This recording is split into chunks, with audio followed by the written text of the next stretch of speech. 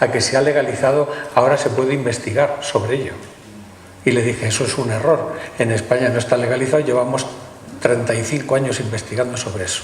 Y ese es el problema del país y de las repúblicas latinoamericanas.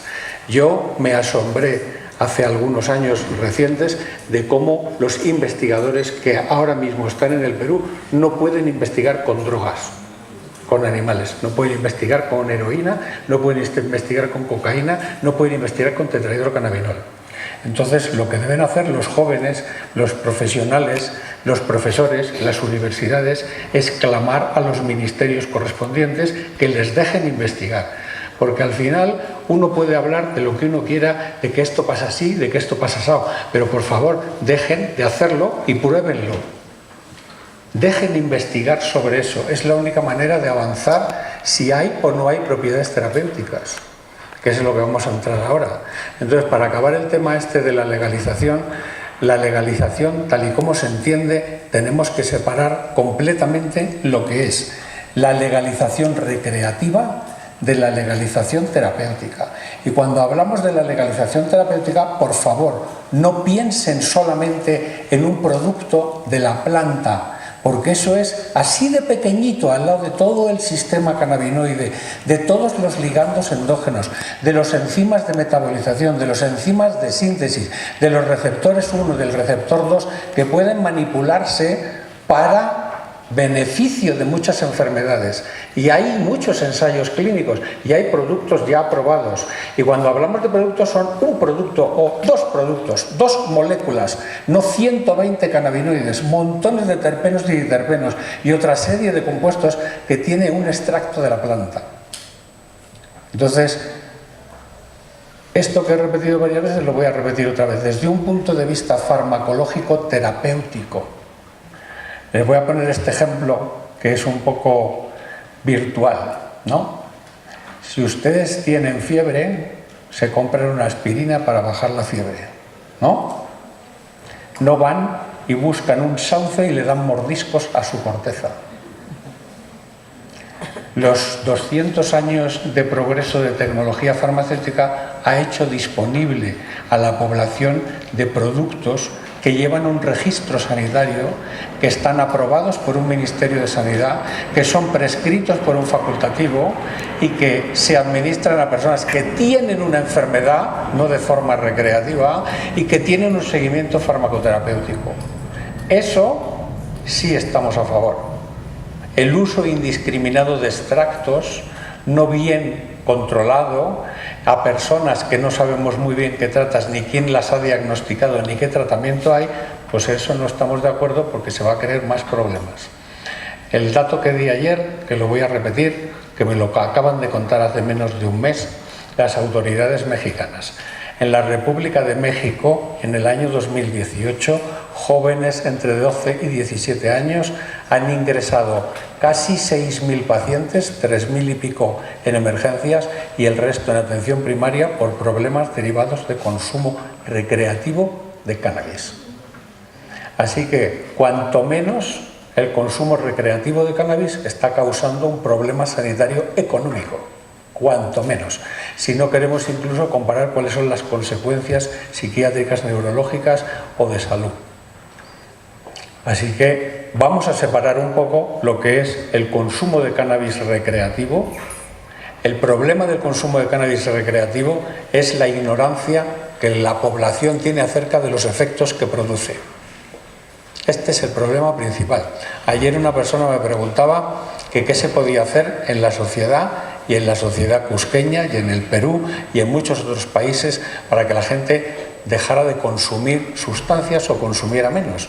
Y bueno, no hay ninguna fórmula especial para eso, pero una de ellas es ciencia e información, para que la gente sepa los efectos que va a tener cuando consume marihuana, cuando consume cualquier otra droga. Si realmente supieran los efectos que tiene, pues seguramente habría un porcentaje nada despreciable que se lo pensaría 2 veces antes de consumir si sabe los efectos que va a tener. Entonces vamos a seguir con otra pregunta, para que no, porque llevamos solo una. Llevamos solo una pregunta, las he puesto aquí. A ver.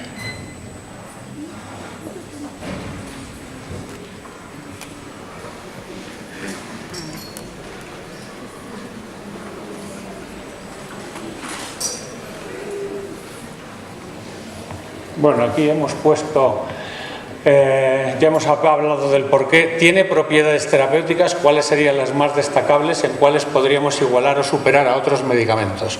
¿Alguien quiere precisar algo sobre esto?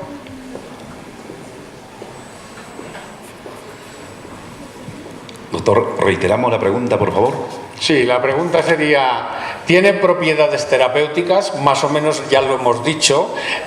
¿Cuáles serían las más destacables? ¿En cuáles pueden igualar o superar a lo que ya tenemos en el mercado? Esta pregunta probablemente, si no se dedican mucho a ella, seguramente no la puedan responder rápidamente. Entonces sí, ahí hay alguien detrás. Ok.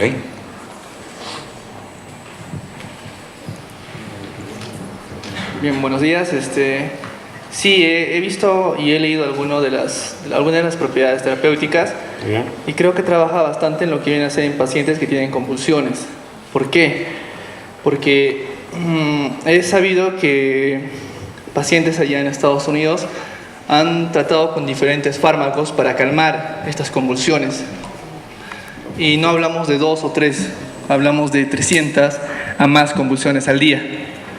Pero cuando cambian al uso del cannabis, al aceite, y lo ponen debajo de su lengua, que creo que es el medio más rápido para absorber, estos pacientes ven el cambio inmediatamente.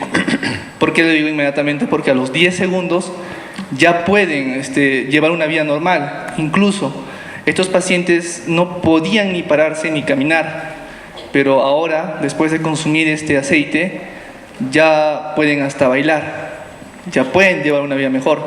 Escuché otros casos de una niña, no sé si es en Argentina, pero esta niña también sufría un número considerable de convulsiones al día.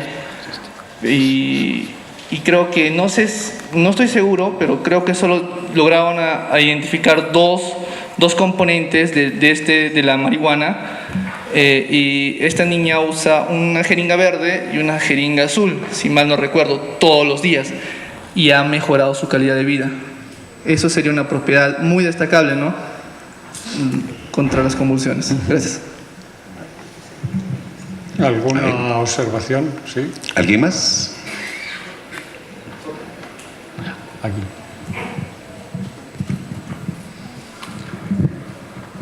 Sí, efectivamente, ya existen productos terapéuticos a base del cannabidiol. Hay una droga aprobada por la FDA, el Epidiolex. Esta droga es básicamente para estatus epilépticos en 2 síndromes, creo que el Lennox y Travers, ¿no? Sí, no estoy seguro si existe aceite para el uso en Estados Unidos, pero sí esta droga aprobada por la FDA. Muy bien. ¿Alguien más quiere precisar algo? Adelante, doctor. Bueno, la persona que me ha hablado por allí, sí, tú, no es exactamente así como tú lo cuentas el resultado de los estudios, que además conozco muy bien, porque los primeros estudios se desarrollaron en la Universidad de Nueva York, donde yo soy profesor adjunto de psiquiatría, por el doctor Orrin Levinsky. Si quieres tener bien los datos acerca de los estudios que se han hecho en niños con síndromes epilépticos Dravet y Lennox-Gastaut, pues pon Levinsky con KY al final en el Medline y te aparecerán todos los estudios que ha hecho, alguno publicado en Lancet y New England Journal of Medicine. Esto realmente tiene una historia que iba a contar más tarde, pero como ahora ya se ha adelantado, vamos a hablar de ella. Los cannabinoides en general, y cuando hablo en general hablo de tetrahidrocannabinol, cannabidiol, cannabivamarina, cannabisarecromeno, muchos de los cannabinoides tienen diferentes propiedades terapéuticas. Cuando una empresa quiere patentar una nueva molécula que tenga aplicaciones terapéuticas, lo que va a valorar principalmente es si las aplicaciones terapéuticas que tiene esa nueva molécula, sea cannabinoide o no, supera en algo a las que ya hay en el mercado, porque si no, no tendría ningún sentido económico patentarlas. Cada uno de los productos tiene efectos que pueden ser diferentes entre sí. Cuando se produjo ese problema, que bueno, era un problema permanente porque es un síndrome pediátrico epiléptico, dos síndromes, el Dravet y el Lennox-Gastaut, producen niños hasta 200, 300 ataques epilépticos mensuales. De manera que los niños no pueden estar escolarizados y ni siquiera pues, tienen que estar con atención 24 horas al día.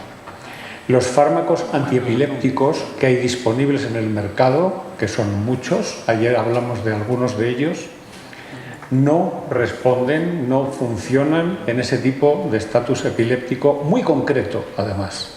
Sin embargo, el cannabidiol, proporcionado por una empresa que se dedica a los productos cannabinoides, aprobada por el Reino Unido hace aproximadamente 15 años, también la podéis mirar en la página web, se llama GW Pharmaceuticals, y ayer estuve contando el product pipeline que tiene con las sustancias ya aprobadas en unos países o en otros. Tiene sede en el Reino Unido y ha aprobado los primeros productos que ha ido sacando, primero en Canadá y luego en otros países europeos.